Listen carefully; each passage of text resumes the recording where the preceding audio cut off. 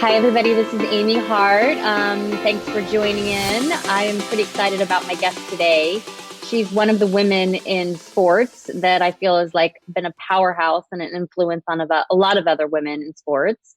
And she has started her career in boxing, and then she went on to fight in the MMA when it first started. So she's had a lot of experience dealing with a male dominant sport, and she's going to talk with us about her accomplishments through this time. She also now is a celebrity trainer, and she's got some great tips on how to take care of yourself during this time of need.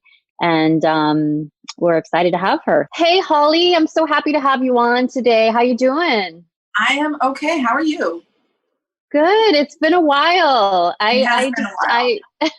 It has. I remember interviewing, I think I've interviewed you twice, and I interviewed you the first time when you first started your MMA career, and it was Okay. amazing. I was living in Vegas, and it was just the excitement of, getting the girls on in the ring, and it was really, really a cool time.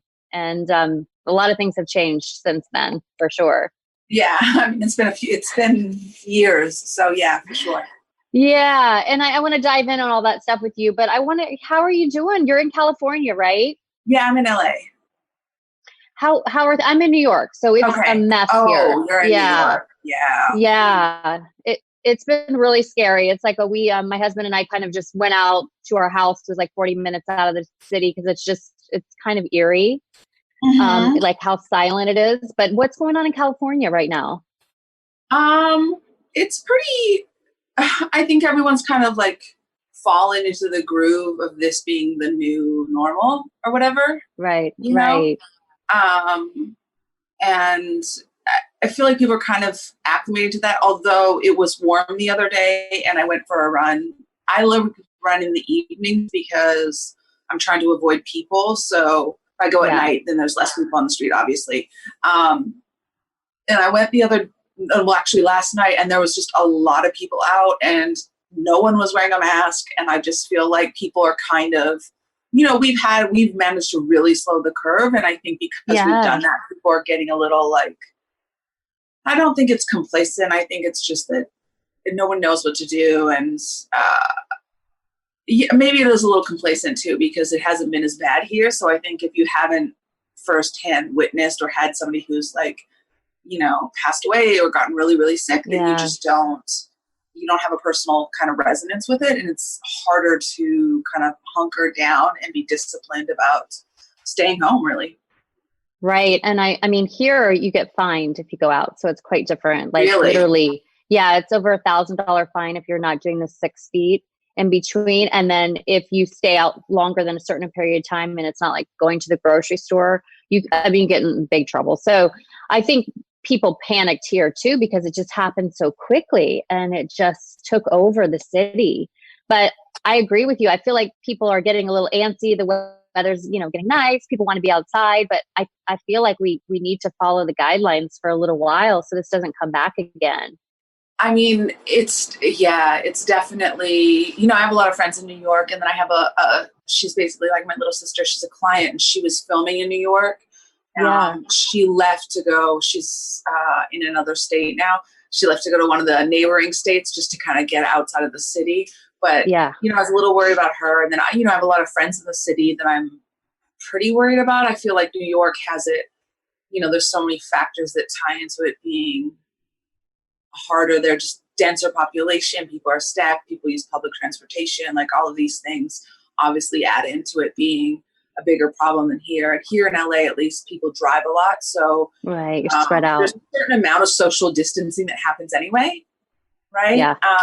And by default. And so I feel like that's basically what's happening. But yeah, I mean, I don't know. I'm trying to remain hopeful. I am not by nature an optimist. And really? I think, Because you seem like you are.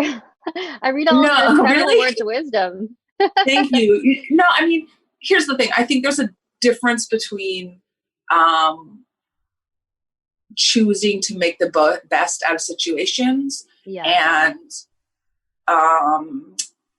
and then kind of blindly ignoring things and just hoping for the best. Like, I don't actually hope for the best. I kind of prepare for the worst. And I've lived a little bit of a tumultuous life. So I think that we kind of come up, I think if you come from a certain situation or something as a child, it kind of trains you to almost not expect the best or expect the best out of people, which in a lot of hands is not super healthy. Let's be clear. I go to therapy and have for years, and largely that's a chunk of what I'm always working on, right? Is like learning how to trust people.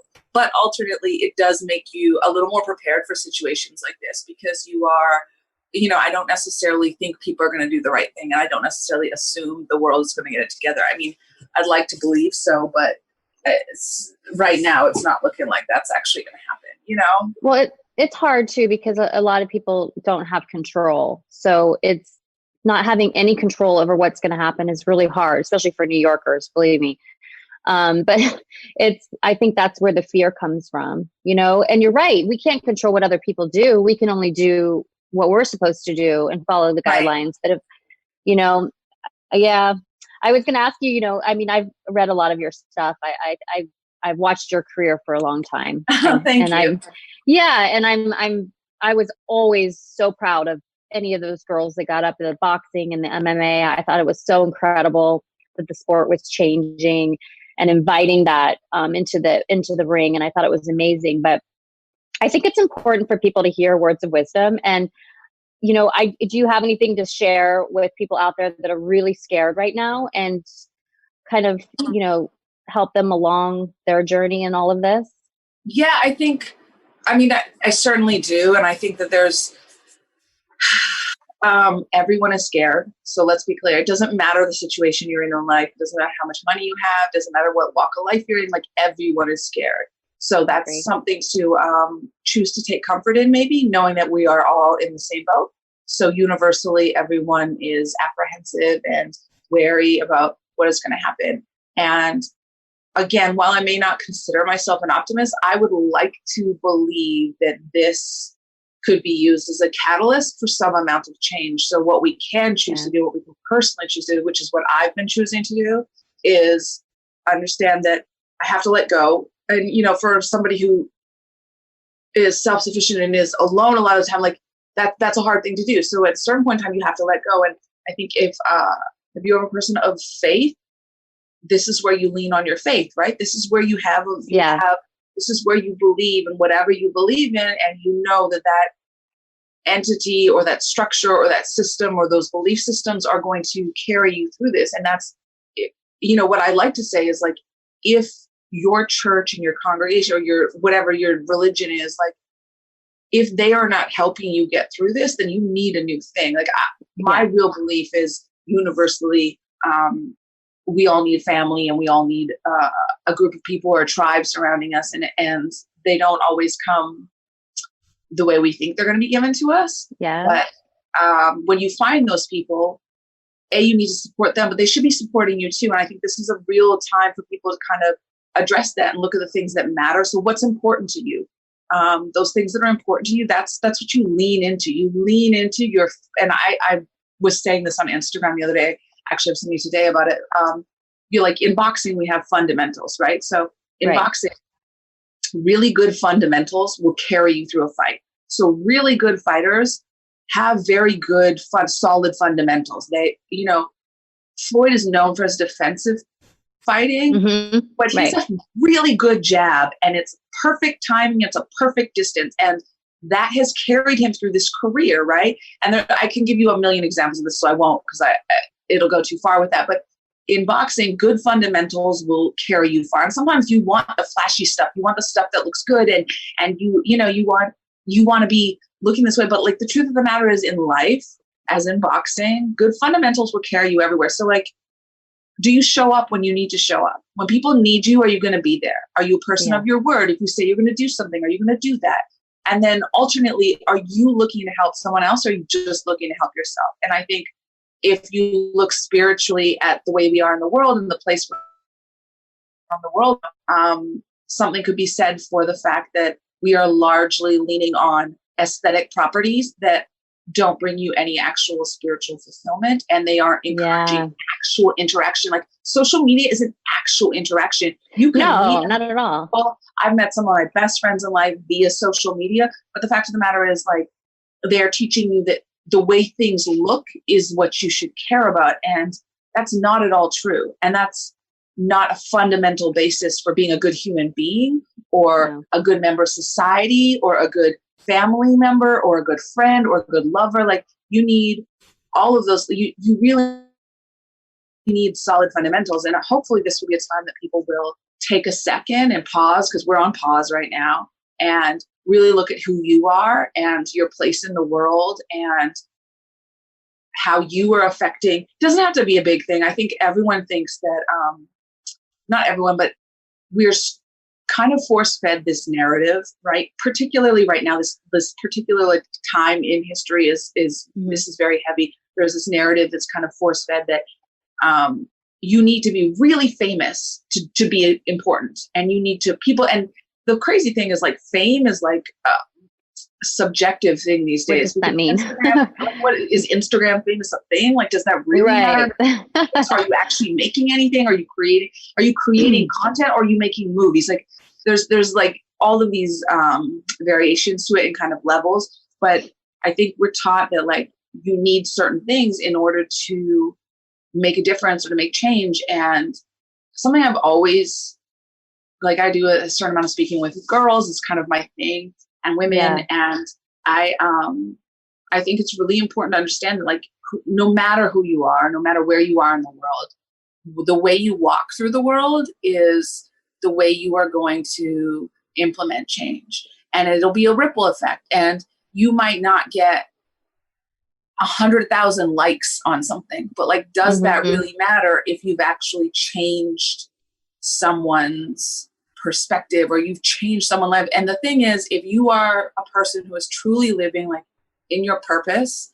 and you are just doing what you feel is right, like, you have good fundamentals, so you do these things not for attention. You do these things not so other people say something to you, not even just to get something back. You do these things because it makes you feel good, because you know it's what's right to do. I really feel like if you do that, that's all you need to do. And I think that sometimes it takes time, but it'll come back to you, and you'll start to kind of see that. I know personally, like, in my life, I've had some instances that have kind of validated that for me. And now I make it a purpose to really, I show up. I really believe in showing up when things are, when stuff is dirty and messy. That's when people need you the most, and that's when you show up. And you show up when other people don't want to. So I'm the person who, like, I'll stay behind and help you clean up chairs at a party. I'll show up when you've had a loss so great you don't know how to move. Like, I'll show up and I'll show up with maybe not the right words to say or nothing to say, but I'll show up and hug you and tell you that I'm here. And I think that it's made a real difference in the people that I have around me. But it also has made a difference in my life. Like, I feel like I have a purpose that I can kind of understand a little bit. And it's not, I don't know where that takes me, and I don't know what that looks like. I just know that I have this effect on people in a certain way. And it's not because I'm trying to, like, do something. I'm not trying to do something with it. It's just how I am. And I think the more you live authentically and truer to yourself, and the more you really kind of adhere to those solid fundamentals of humanity, the better you will be, and the more fulfilling your life will be. I think so too. And I do think, like, a time like this shows you who your true friends are. It shows you who the people in your life are that really care. They're conscious, they're aware, and they care about what's going on with you and the situation. And it really does make you think. I honestly think there's some good that's going to come from all of this. And I hope people are more awake and aware of what's happening around them. And what I hope that people are trying to be a little understanding of each other as well. Yeah. And also, like, being understanding of other people doesn't mean that you have to negate your own boundaries. So it's also important to understand that, like, while it is important to help other people and be a person of service of a certain degree, you also have to stand for something. So the things you believe in should be things you'll fight for. Like you should be willing to take a stand and say, no, this is right. No, this is wrong. And I know what my core beliefs are. And I've always been that person. And so I'm not always everyone's cup of tea. I'm well aware of that. Like I know that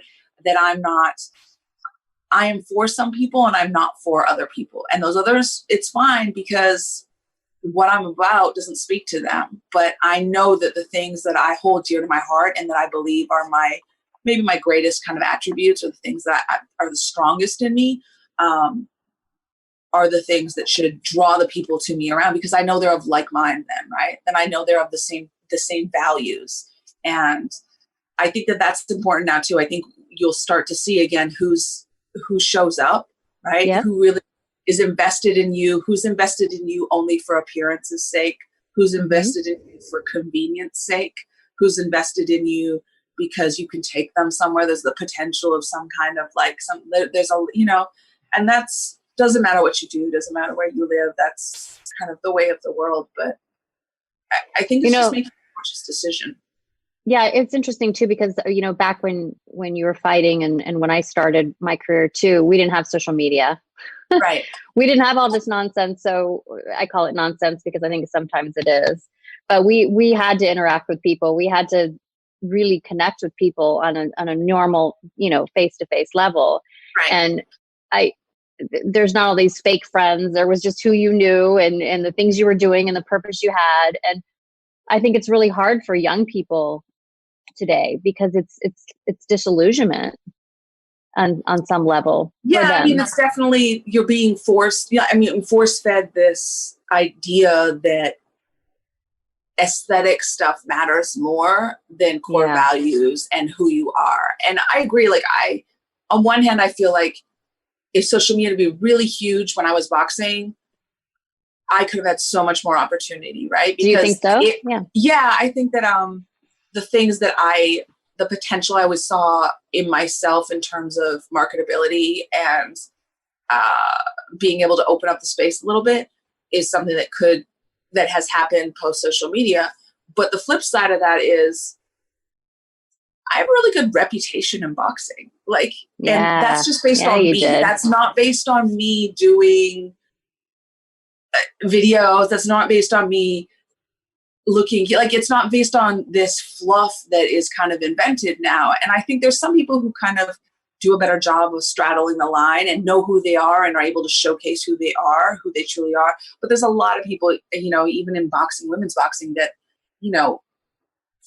they're able to paint themselves into something that is not actually who they are. But the fact of the matter is everyone within the sphere they still know who you are. Like you can paint a picture a certain way, but there's still going to be people who know who you are internally, regardless of how you paint that. And I think that that's something to be kind of understood and whatever. I think that should kind of color the way you move in the world a little. Right. I want to jump into, some things about your career and how things have changed. But I was just curious because you've been through the whole politics and the world of MMA. And I realized that they had a fight scheduled for April 18th. It was a big card. And Dana White insisted on doing it. Yeah. And there's some controversy with that. And I get it. He's got a business to run. He wants to go forward. But I also think it's sort of, it was maybe not the right decision in a major pandemic in the situation because we're all trying to do the right thing. And regardless of how he did it, I was just curious on what you thought about the whole situation. Well, I mean, I certainly have an opinion on him and his politics and where he aligns himself. And I think that what that showed, and which he's never been shy of broadcasting, right? So the fact of the matter is he's, a supporter of this president and his politics and the way he treats his fighters are certainly indicative of such. So if he was willing, I think that's a perfect example of showing the world what your core values are, right? So do you care about your fighters or do you care about the bottom line? Clearly he showed that where his alliances and where what he was willing to do in order to get to a certain place right now, and who he was Right. willing to step on, who he was willing to push aside. And I don't think that is a new thing for him in any means, way, shape, or form. I think he's consistently shown that that's what he's willing to do, which, has worked in some ways. He's been able to build some people into certain things and really push careers. And alternately, some people have not gotten the attention that they deserved and stuff from him. But I think really that just showed the bottom line is, he's people's health and well-being and families were less important than him trying to capitalize on the fact that there was no other sport. So really, I think for him, it was the bottom line of the money in the fight, but really, Right. which smart business tells you that if there's nothing else going on, everyone is going to have to watch this one thing, because at this point, everyone's Of course. jonesing for something. And that's what he said, but still. I mean, which, it makes sense, but you have to weigh the pros and the cons, and he clearly decided what was important to him. He did. Do you mind me asking what your relationship was with him when you were fighting? I never fought for the UFC. Okay. Oh, but did you interact with him just on any level? Yeah, I have a couple of times. We've come across each other a couple of times, but he was always polite to me. It was never, right. It was nothing, but I just know I have a lot of friends who fight for the UFC, and I see how they're treated. And as I'm not the biggest MMA fan, let me be clear, I'm a boxer and I love boxing. But I have a lot of friends who are MMA fighters and a lot of friends who have fought for the UFC. And I've been privy to a lot of kind of inside information, let's say. I'm sure. And I think, I don't know. I'm also like not a very big supporter of of Donald Trump. So, sorry. You're not the only one. Yeah. So I just had to, he makes that very clear also. Yeah. Yeah. Yeah. And I think that, again, which even if I remove my personal opinion on this to it, when people show you who they are, you have to believe them. And part of that, again, coming back down to your core values and your tribe and the way you walk in the world is like, if you develop a reputation for a certain thing, some of it may be hearsay, but largely it's going to be predicated on some of your behavior that you've shown to people. So if you behave a certain way and everyone talks about it, there's a kernel of truth there. Some of it may have been expounded. So some of it may be like, fabricated and kind of like, you tell somebody something and it mutates and it grows. So there might be a certain amount of that, but there's always going to be a kernel of truth to that. And I think with him, he's he wears who he is pretty proudly. And the way he navigates business and the way he navigates with certain fighters kind of shows you who he is. And so you know what he's about. And I personally am a person, and I wish more people kind of were like this, but I'm a person who I really believe in putting my money where my mouth is. So I will never pay a pay-per-view money for a UFC fight, no matter what.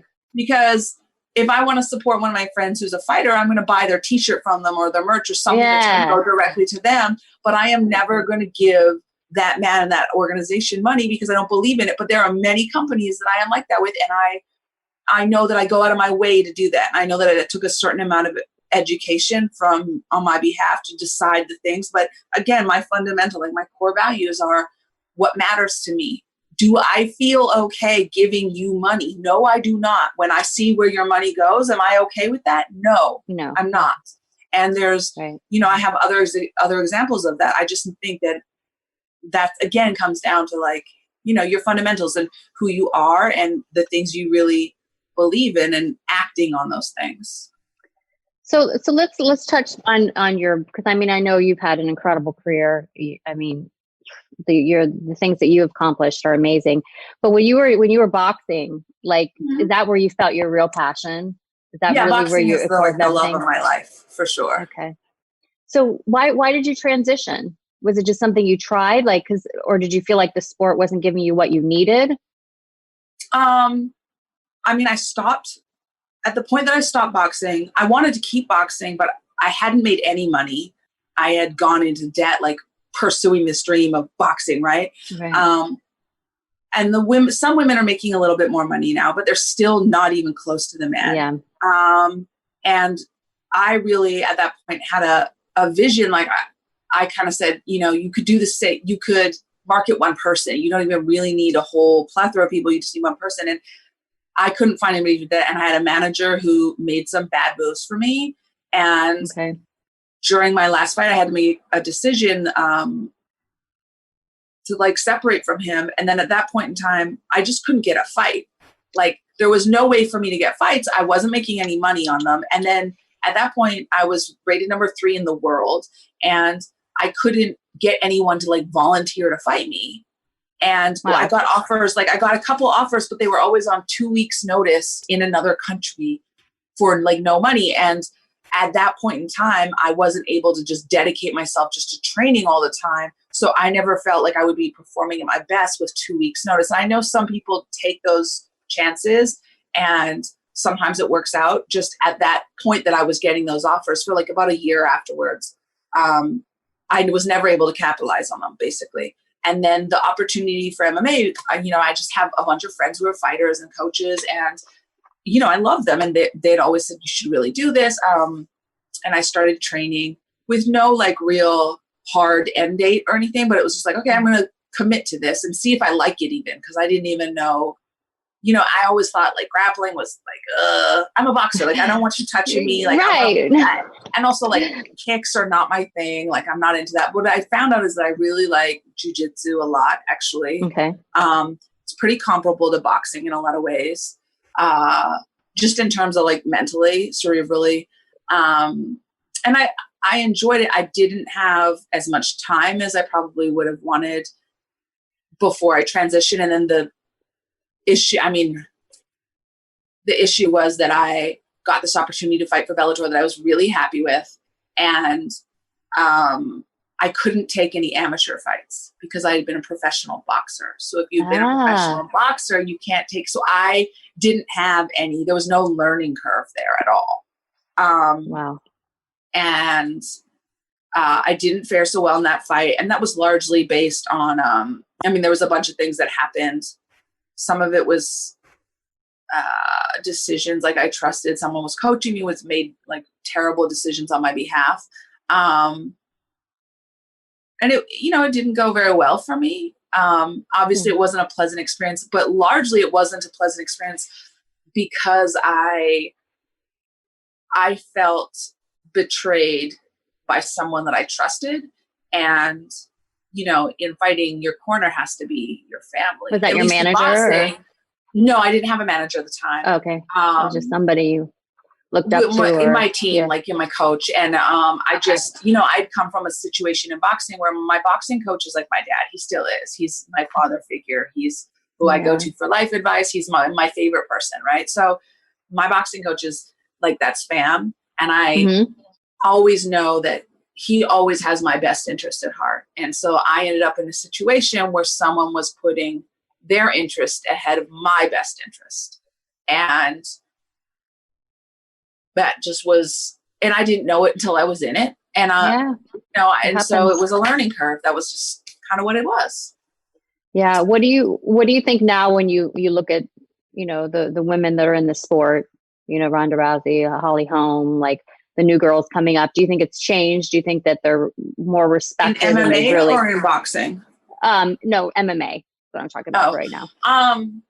Well, Ronda's not fighting anymore. No, she's not. But is Holly fighting still?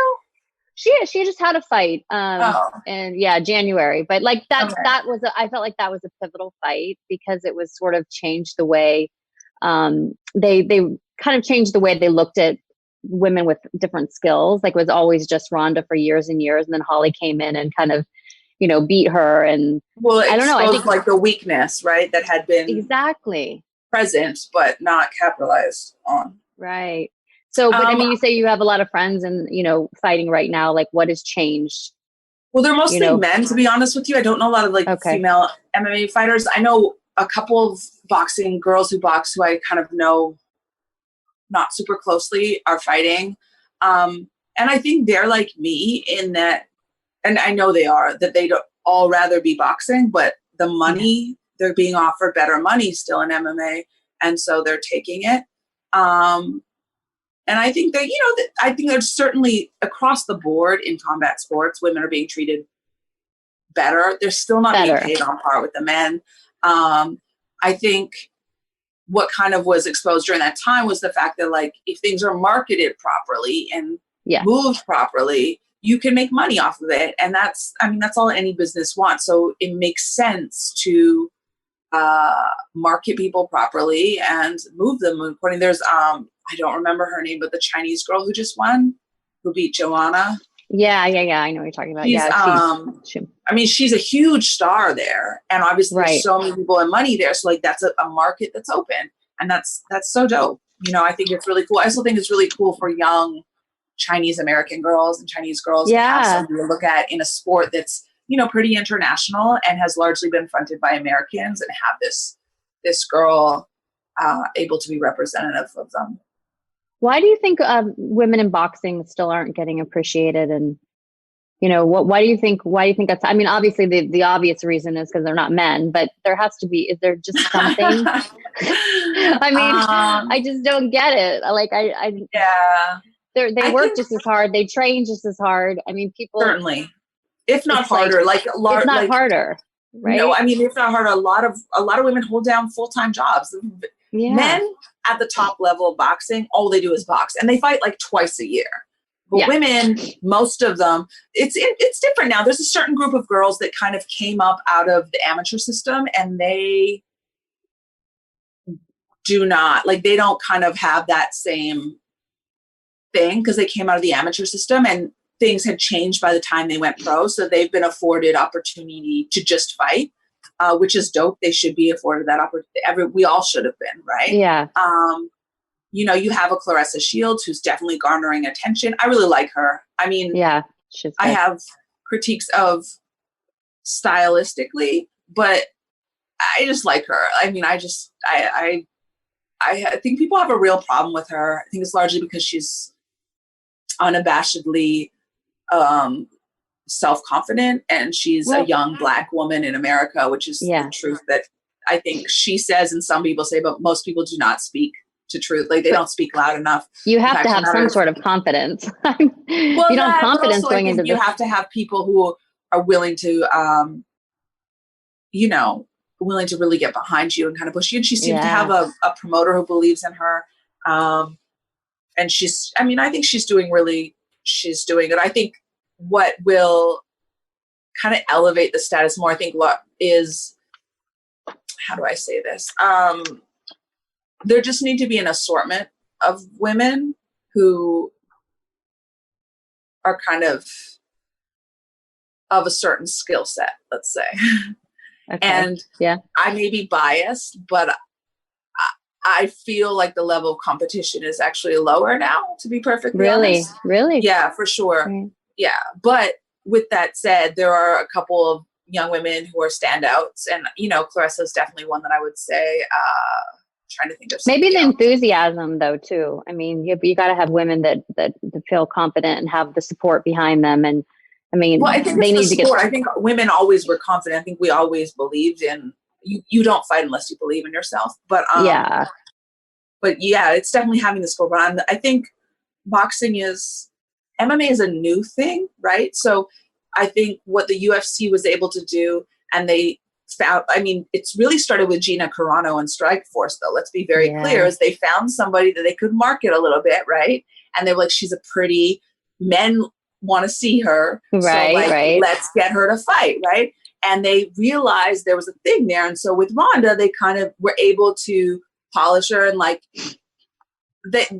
she got the full works. Like they did a very good job of what they needed to do as a business, a promoter, which is promote her. Like, I can't knock her ever for any of it, because she did what she was supposed to do, and they did what they were supposed to do as a promoter. And I think that opened kind of people's eyes. But I think that boxing is it's kind of antiquated. Like, boxing in a lot of ways is run in a whole different way. Like, the UFC is one organization, and then you have Bellator, and Bellator does a really good job of pushing their girls. Yeah. I will say that. Like, they are, you know, I really like that they afford their women a lot of opportunity and they let them kind of be who they are and showcase their personality. And Bellator does a Right. really good job of not having to put women, these fighters, these female fighters they have in a specific box. Like they're Hmm. really, I think they really have found a way to kind of allow everyone to have their personality show, which to me, if I'm going to watch something, is cool because then you get storylines, you get personality, and those are the things that you need. You need people to care about you in one way or the other. They like you, don't like you. They want to be. You need them to be emotionally invested in you Yeah, as a fighter agree. because it's not a team sport where you're playing every week. You're only going to fight X Right. number of times. So in order to get people to carry you to the next fight, you really need them to be emotionally invested in you. And I think that boxing doesn't even, like, they barely figure that out with the men. There's a lot of male fighters that they don't market properly, promote Well, they properly. say a So, lot of people, I mean, I hear a lot in the sport. I mean, when I was in Vegas, the Mayweather was on top. So I did a lot of his fights. I mean, he was at the top of his game, but they say boxing is going out, like it's going to be done soon. Do you agree with that? no, No, not at all. no. Okay. Look at numbers for any of the big bouts. That's ridiculous. And I think I that agree. people looking at numbers, like the UFC does not hit boxing numbers. Like, let's be clear, big boxing events Yeah. draw numbers that the UFC cannot even Right. attempt to do.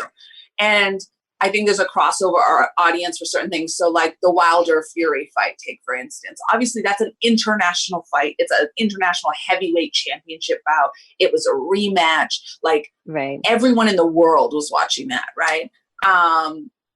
But on the day-to-day with boxing, it's a pretty specific audience, and boxing fans and MMA fans don't. The Venn diagram is pretty separate, basically. Like, there's a crossover there in the middle for sure, but it is not the same thing. It is not the same demographic, and I don't think boxing fans are going to stop liking boxing at any point. I agree with you. I was privy to boxing. I loved it in the day when it was big, and it still is big. It's just that I don't follow it as much, but I still love it. I don't want to run out of time. I want to talk a little bit about you, and I want to talk about some of the stuff that you're doing, which I love. Now you're training, and yeah, that's incredible. And you're kind of mixing music. Tell me a little bit about that, music with training. Like, your love for that. Music. Am I mixing? I mean, I've just lived a bunch of different lives, and I've had different careers, and working within music is one of the things that I've done. And a lot of my friends are musicians and within that world. So it's an art that I am, it fuels me every day. Like I'm a person who listens to music all day, every day. And I think I've always been like that. But I think that what I'm doing with my training now is finding ways to, my training is, it's pretty private, and I'm not for the masses right now. I know that there's a lot of people pushing a lot of things for everyone, and that's fine. But I really believe in tailoring what I'm doing for a specific person. And I work a lot within entertainment, and there's a lot of privacy with that. And I mean, the music is, one of my favorite things is coming up with a new playlist for people. Yeah.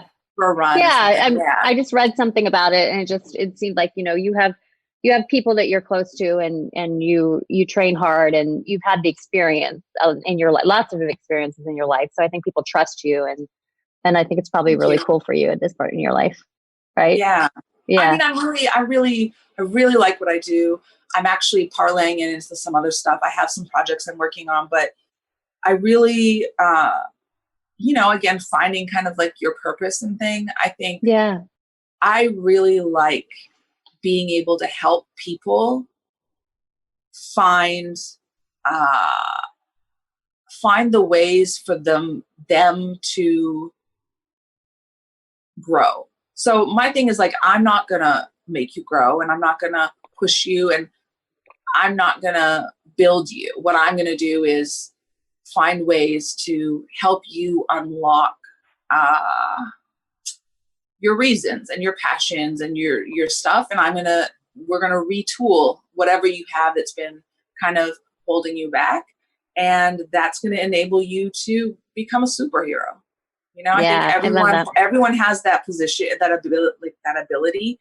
I think that for whatever reason, we kind of hold ourselves back. And I think for me with training, anyone can tell you to do 100 burpees. Like anyone can say, go do 100 burpees. That's one thing. But if you become someone that people really open up with and you understand them, you understand how they work, then I can help you kind of like retrain yourself in a way that ultimately you don't need me. Like my goal is that ultimately you're not going to need me in the back end. You're just going to be able to, we're going to get you a place where you're self-sufficient and you feel confident helping yourself. That you don't need me there as a cheerleader. But I feel like just talking to you right now and reading some of your stuff, I feel like you're kind of a life coach too, though. Because I mean, you can give people your. No, I mean really. Yeah, no, I mean I definitely have. I think some people call me that more than a trainer. I definitely have like real personal relationships with my clients, and I think I've lived a lot of lives. Like when I say that, I think people think, oh, you went to college and then you did something and then you started boxing. I'm like, no, I've had different careers, and I've left, I left my home country when I was 18 with a backpack by myself. Like I've traveled internationally by myself. I've lived in different countries. Like I've done a lot of things and seen a lot of things and experienced a lot of things. And I guess it's afforded me and I think I've always been a little bit of an old soul. Yeah. And it's kind of afforded me a little bit of I don't know. I'm the person everybody comes to when they're like, what do I do? I don't know. What do I do?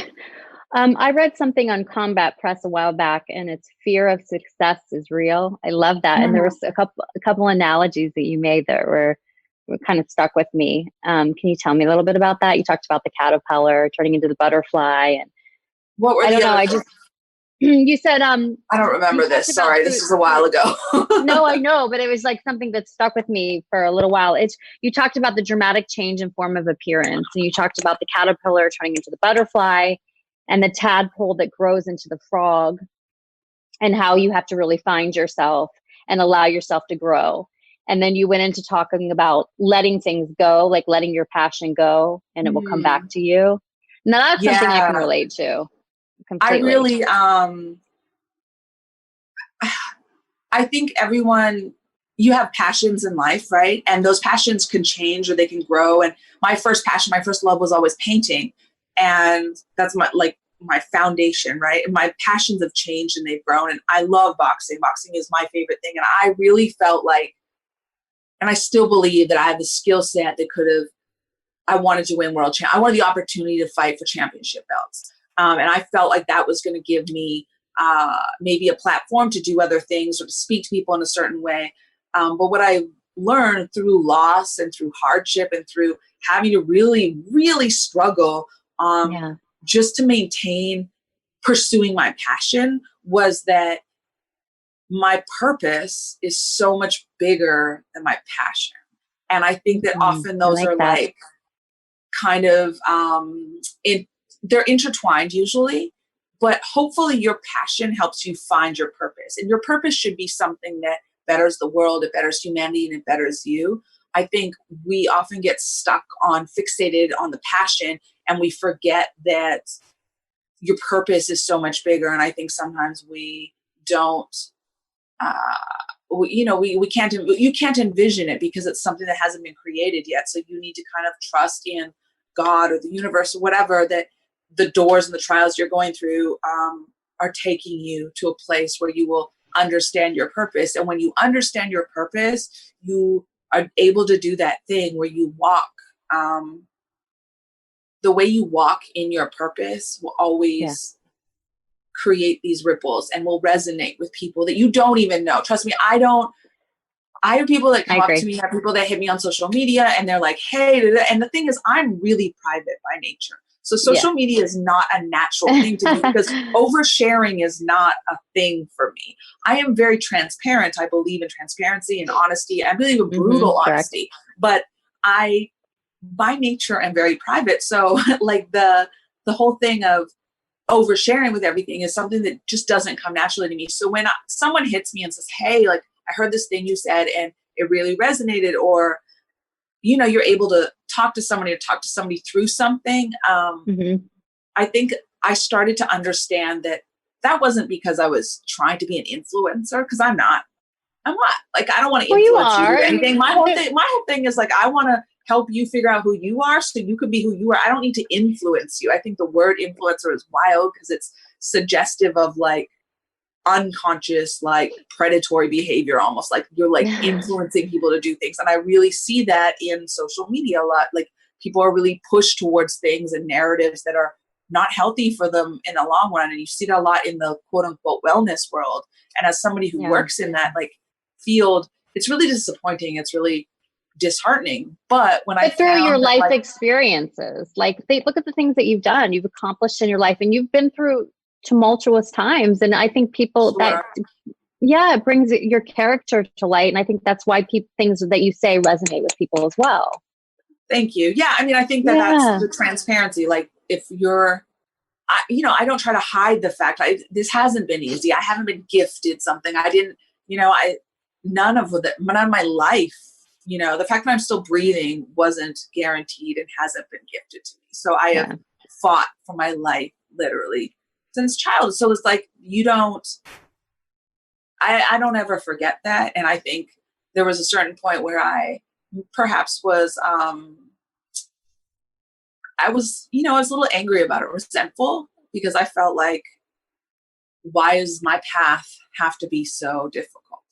And I think that's something that a lot of people feel, right? And for different reasons. And the thing is that, again, purely subjective, like that's a purely personal thing, because me thinking my path was difficult is different than you thinking your path was difficult. It's different than somebody else, because we all have internal things and personal things we go through.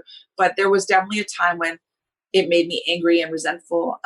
And what I had to do was, because otherwise I just wasn't going to make it. And by making it, I mean, like, I didn't know what was going to happen to me if I wasn't able to come to a place of kind of acceptance, and also like understanding that maybe there is some good that'll come of me talking about tough situations or absolutely situations that I've learned. Yeah. I think it's great. I like I said, I have a lot of respect for you, in the things that you did with your career, your sports career, but I sort of was really attracted to some of the things you were saying too, that you were writing about, because it resonates with me. And I think it resonates with a lot of women who have had struggles in their life and have been through different things, that they have come out on top. And that's part of life. It's part of the journey, we can all relate to that. It is.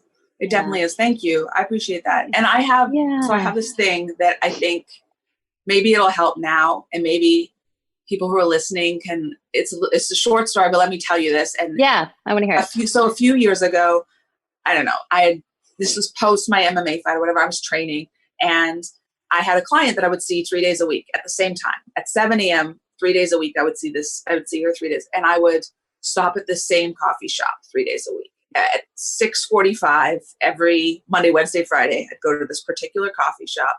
And, I knew the baristas because I stopped and had an Americano 3 days a week, right? And one day, for whatever reason, I was a little bit early, which is not normal because I'm always punctual. But like at 6:30, 6:15 in the morning, I'm trying to cut that sleep to the very last second, right? Right. So for whatever reason, I was about 10 minutes early. And I got my coffee and I sat out on the patio, and I was sitting on the patio. It's before 7 o'clock in the morning. And this patio it's in Hollywood. It overlooks Sunset Boulevard.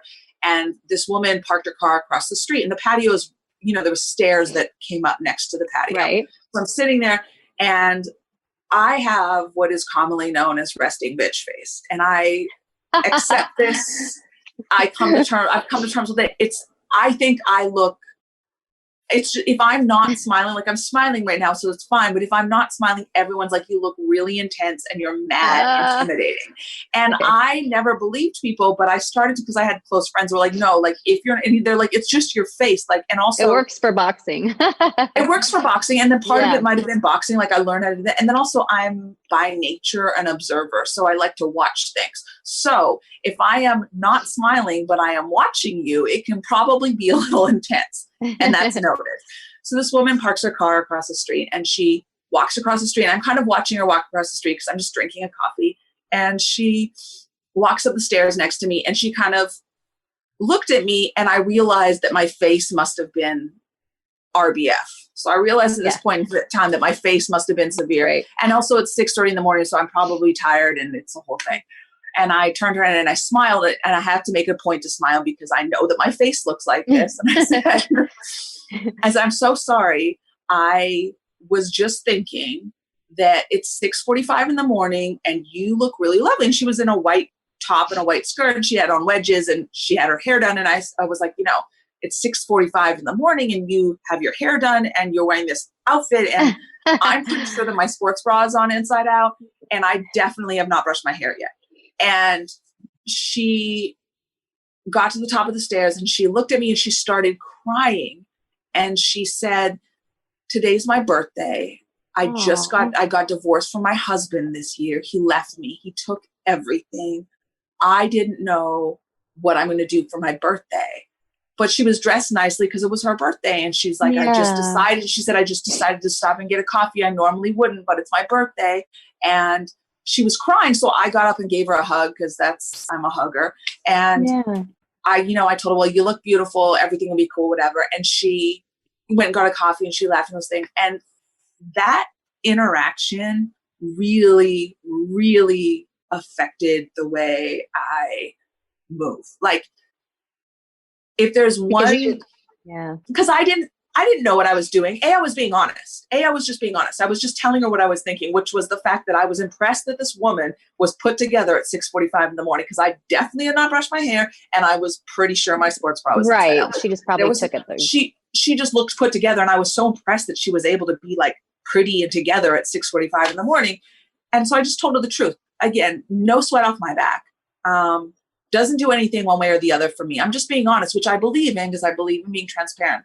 I also believe that like women we are taught to not compliment one another or not approach one another in ways that are complimentary because women are socially taught from a young age that other women are either your competition for something, Lord knows what, or they're just not your friend.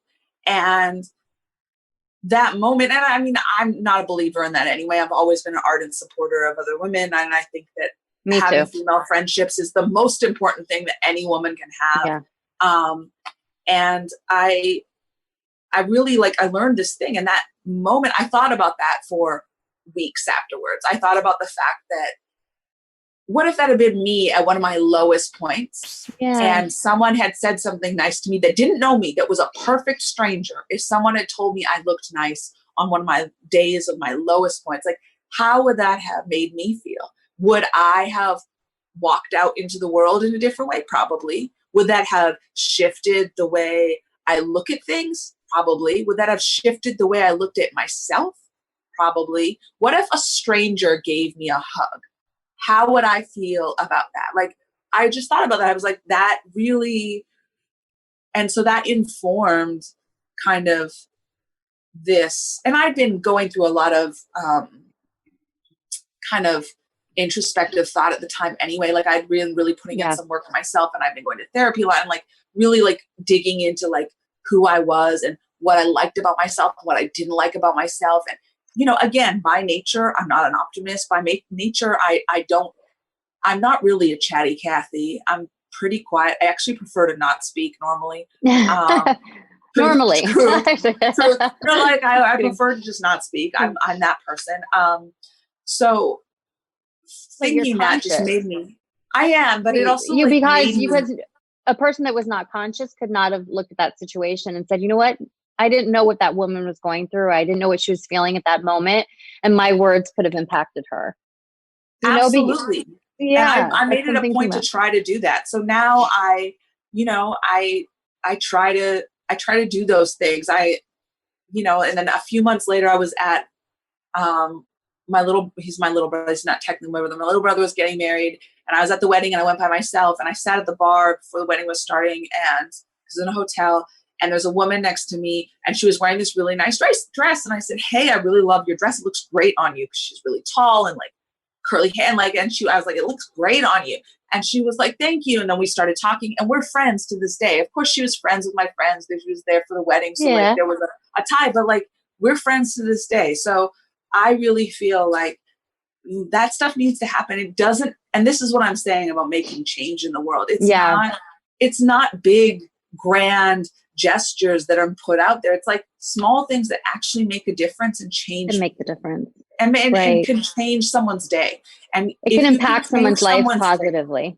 100%. I mean, I've thought about that too. I mean, I think we should be really mindful about the way that we treat people, all people, just in general, because it's, you never know what they're going through. You never know what we're going through inside. We're all, I think something with this whole coronavirus thing that's happening, it is sort of bringing us together, uniting us as one, because we really don't have a choice. We were all in this situation. And right. I hope that moving forward, we can make some big changes with our planet. And I'm a huge animal activist. So I've just seen things just crash and burn. And, it's just really nice to talk to someone that's very conscious and open. And I've always had a lot of respect for you. So I'm so happy that you came on today. Yeah, I do. I mean, I'm just happy that I had you on today. We're running out of time, but I want to thank you again. And I need you to train me. I do virtual stuff. I do online stuff. And I'm working on like a program that'll be kind of available, but it's pretty like mind body connected. Where can people find you? Are you more private? Like can someone find you on your social media? Like if you want to have you train them? I'm on Instagram, Twitter, Facebook, Lil Bear Lawson, LILBEAR LAWSON for everything. Awesome. I'm pretty easy to find. I'm pretty accessible. Yeah. Twitter's where I live. I love Twitter. Twitter's where I live. Twitter. Twitter's all my right, home. Cool. Well, I want to thank you again for coming on. I wish you so much success. Thanks for having me. Yeah, for sure. It's great having a conversation with you today. And I wish you luck in all of this. And we're here together. So we're sending love out to everyone and hoping that things heal. Yeah, so when I'm on the East Coast, we'll get a drink or something when the world opens back up again. Absolutely. I would love that. Bye, lady. Thanks so much. See you later. Have a great day. Thanks so much for tuning in. That was a great interview with Holly Little Bear Lawson. As I said, I've had her on my show for, I think I've had her on twice now. And I had her on when she first started her boxing career. And, she's a really empowering woman. She's been through a lot in her life and she's not afraid to share it. She was boxing for many, many years in an industry that wasn't really kind to women. And she came out on top with that. And she talks about her struggles. And that's what I really love about her. So I want to thank you guys so much for tuning in. I'm so excited to be back. I can't wait to share with you a couple of my new shows coming up and the guests that I have on. And I'm sending you guys so much love out there. I know this has been a really difficult time for us, but I think us being able to communicate and share our feelings with each other is really important. So take care. This is Amy Hart with The Amy Hart Show, and I'm sending you guys love.